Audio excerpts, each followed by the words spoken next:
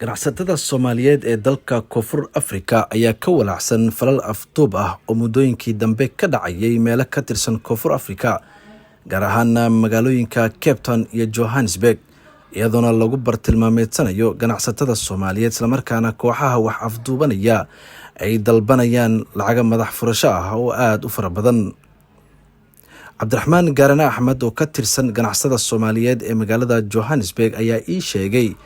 in dhawaan la afduubtay ganacsada Soomaaliyeed isla markaana uu ku jiro gacanta kooxo dalbanaya lacag madax furasho ah oo aad u fara badan. dhibaatooyin fara badan baa jiray ha ugu badnaadaan lokeeshimada hawsha hadda way ka soo gudubto waxaad u yara maleysaa magaaladii inay u soo gudubtay magaaladii dhib badan baa hadda ka taagan haddaan nahay ganacsatada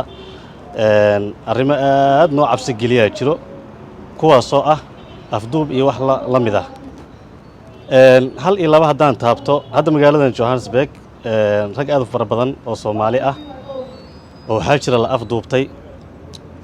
qaarkoodna lagu soo daayay lacag xitaa aynan awoodin oo madax furasho ah hadda xilligan aan kula hadlayo wiil Soomaaliyeed baa xiran oo niman burcad ah oo South African iyo rag kale ah ay iskugu jiraan ay afduubteen oo lacag aad u fara badan hadda ay sheegteen welina aan la soo deynin waxaad u maleysaa amnigii inuu sii xumaanayo gaar ahaan annagu haddaan nahay qolooyinka kaashankeeriyada ka shaqeeyo target gooni ah ayaana saaran. Arrintan afduubka ee lagu bartilmaameedsanayo ganacsada Soomaaliyeed ayaa sababtay in qaar ka mid ah ay isaga cararaan dalka Koonfur Afrika halka qaar kalena ay ku adag tahay inay yimaadaan goobaha ganacsiga waxaadna moodaa in uusan jirin isxilqaan muuqda oo looga gaashaamanayo afduubka iyo dambiyada kale. jaaliyadda Soomaaliyeed waxaa la gudboon inay fadhiistaan ee arrintan ka hadlaan ayagoo dawladda iyo laamaha amniga kaashanaya maadaama hawshan maalinba maalinta ka dambaysa ay sii kordhayso ay sii badanayso afduubkiina uu sii badanayo waxaad u maleysaa Soomaalida inayna xil iska saaraynin arrintan ay maxaa la dhihi jiray nin walba dantiisa khaaska ah ama hawshiisa private-ka uu iska wato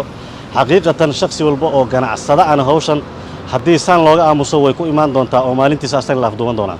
afduubka lagu bartilmaameysanayo Soomaalida dalka Koonfur Afrika ayaa in muddo ah waxa uu ka jiray magaalada Cape Town ee dalka Koonfur Afrika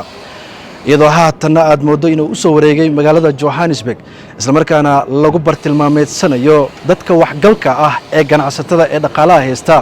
ee Soomaaliyeed ee ku nool guud ahaanba dalka Koonfur Afrika. Cabdikariin Mursal, telefishinka caalamiga Universal, Johannesburg.